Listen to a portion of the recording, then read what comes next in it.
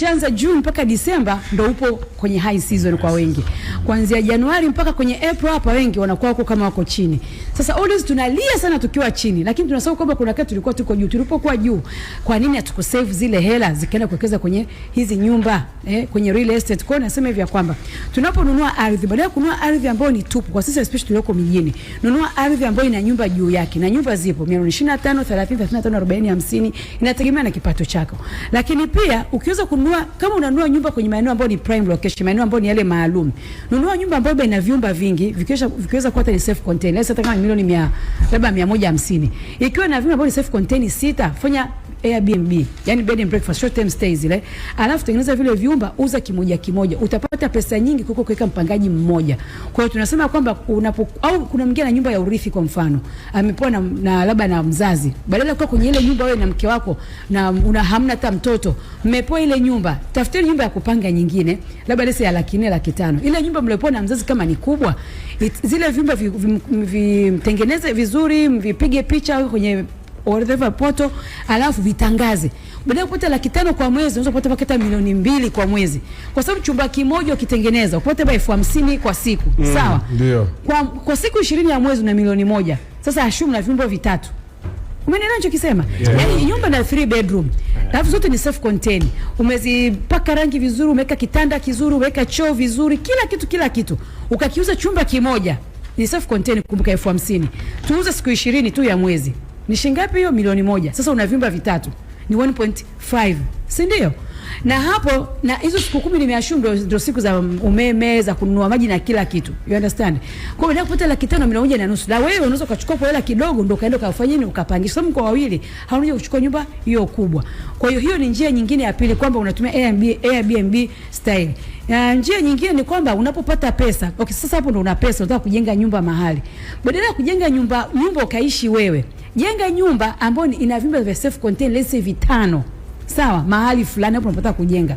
Vyumba 4 pangisha. Kama uko single hujaoa, vile vyumba 4 pangisha, tengeneza pesa.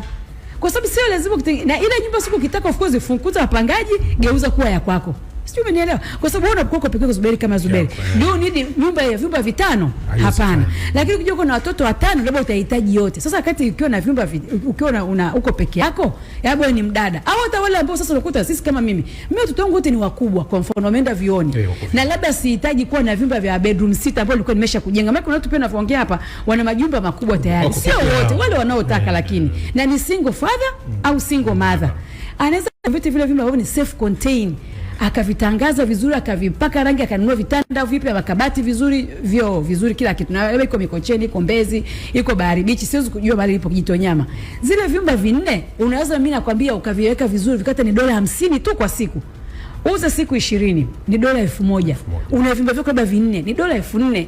Lakini ukiamua kupangisha ile nyumba, unaweza kupanga kwa mwezi mzima labda $1,000 tu. Lakini vile vyumba vikutazidi dola vingapi? 4,000.